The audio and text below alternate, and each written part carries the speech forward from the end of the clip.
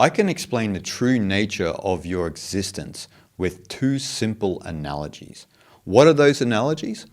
Well, in one of the greatest texts in the world, the Ashtavakara Gita, we find two beautiful analogies that speak to our true nature. Now, in the Ashtavakara, usually Ashtavakara is teaching Janaka a lot, right? About the true nature of existence. They're kind of going to and fro. But when you read the text, Janaka's actually got a lot of good things to say as well, right? And it seems as though when you read the text, Janaka is learning slowly but surely from what Ashtavakara is telling him. Now, I want to explain to you these two important verses from the Ashtavakara Gita on the true nature of our being. And it's something that we often don't think about, because we often think about the true nature of our being in very logical and linear terms, and think about it in a sense from a dualistic perspective. But the Ashtavakara Gita is a non-dual text, and so everything is thrown on its head and seen through paradox, and there's riddles and so forth and so on. And so I want to read to you these two important verses on these two analogies from the non-dual perspective of Janaka. Boundless as space am I, and the phenomenal world is like a jar. This is knowledge. So it has neither to be renounced, nor accepted, nor destroyed. I am like the ocean, and the universe is like the wave. This is knowledge. So it has neither to be renounced, nor accepted, nor destroyed. Both analogies are very simple, but there are subtle differences, right? In the first one, when we talk about the jar, right? So Janaka is acknowledging that the nature of the space in the jar is the same as the space outside of the jar. And the space itself is a representation of the Atman, the undifferentiated consciousness, which is identical with Brahman, the ultimate reality. And we all have the Atman within us, obviously. We are all fundamentally one, and we are one with Brahman. So we are actually one without a second, right? This illusion that we are separate from each other and so forth and so on is all a part of the illusion of measurement, which relates to the Sanskrit Maya, right? It's this illusion that we believe that all of the objects of perception, this and that, there is this fundamental duality. And from the non-dual perspective, they say no. The space within the jar and the space outside the jar are the same jar. So he says that knowing that, right, knowing that the phenomenal world is like the jar, and the space in the jar and space out of the jar is all the same. This is what knowledge is here. And we're talking about the knowledge of Brahman.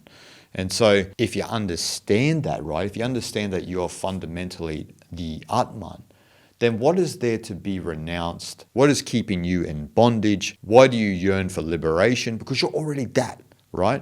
And this is what Janaka is saying. Janaka is sort of affirming a lot of what Ashtavakara has been telling him. But what are you searching for if you're already that? That's the point of this first verse, right? And so the jar itself is a type of illusion, right? It's an illusion that we have. We feel like we are a hostage in this jar, but we are still the space. No matter what projections we have of the world around us, right? Whatever we think of the phenomenal world, the manifest world. A lot of people think of the manifest world, the phenomenal world, as some type of jar, some type of almost like a prison that is encasing the spirit. But in the Ashtavakara Gita, they flip things around and they say, no, it's all Brahman. Brahman alone exists, right? The space in and the space out is still Brahman.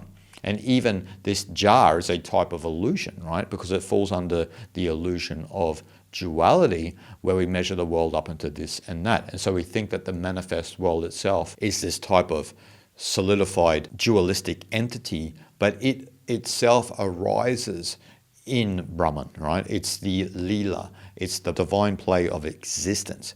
It's not a fundamental reality. The fundamental reality, if we need to really peel everything back, is Brahman alone.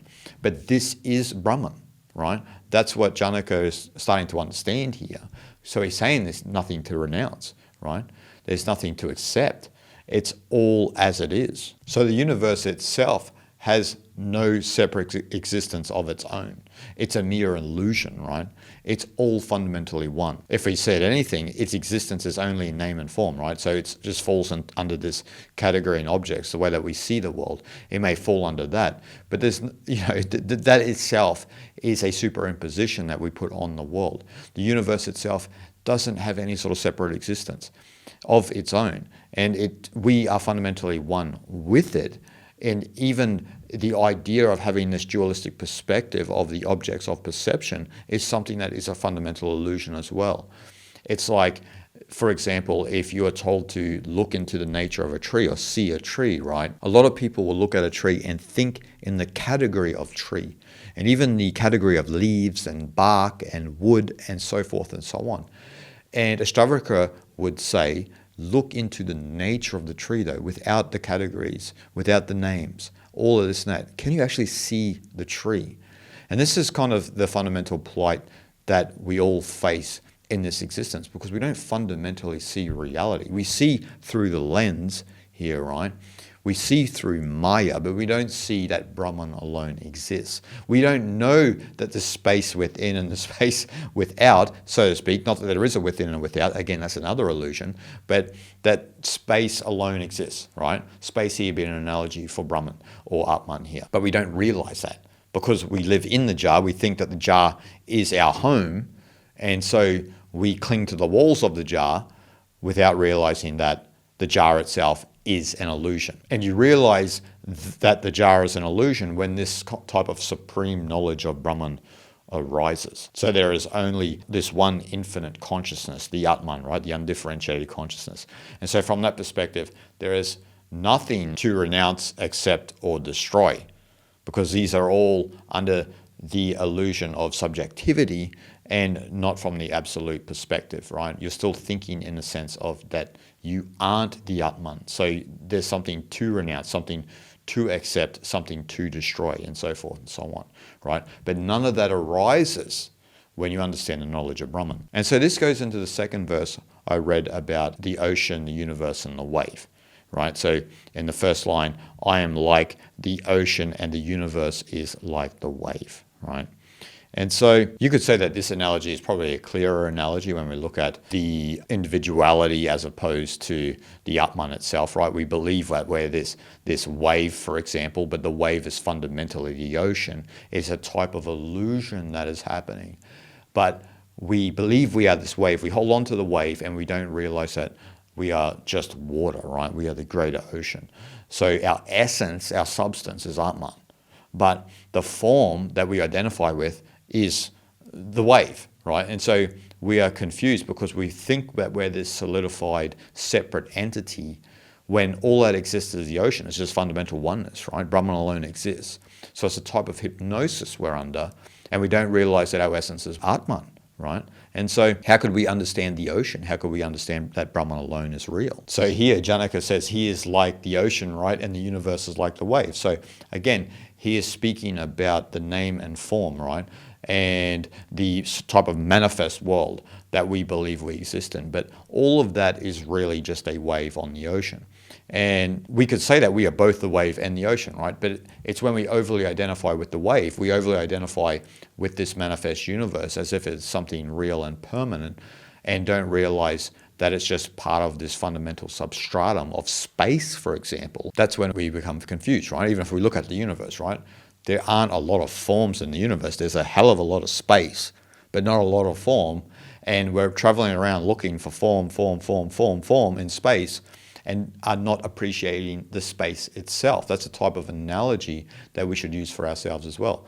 And so we are fundamentally the ocean, right? We are fundamentally the essence of water, the substance of water.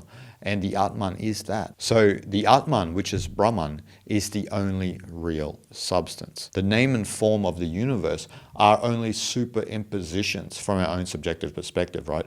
Our jiva, our ego persona system. They're only superimpositions onto a reality where Brahman alone is real, that the Atman is all that exists. And we superimpose these ideas we have in our mind, this conditioning, this socialization process on the reality, and then we become confused because we forget that Brahman alone exists, that the ocean is all that is real and water is our substance. Because as Janaka explains in this last verse, you fundamentally are Atman as the water, which is Brahman as the ocean. And it's about remembering that. And that's where these type of texts come in, like the Ashtavakara Gita. This is a type of tool to remember our true nature, because a lot of us are going around in our daily lives and are confused about being the wave, and we feel like we are the wave. It feels like such a real existence, but all we are doing is living through the name and forms of the universe. We are not realizing that fundamentally we are that ultimate substratum and we could be nothing else. And that fundamental stratum is Atman, and that is who you truly are, which is identical with the entire ocean of Brahman. Shanti, Shanti, Shanti.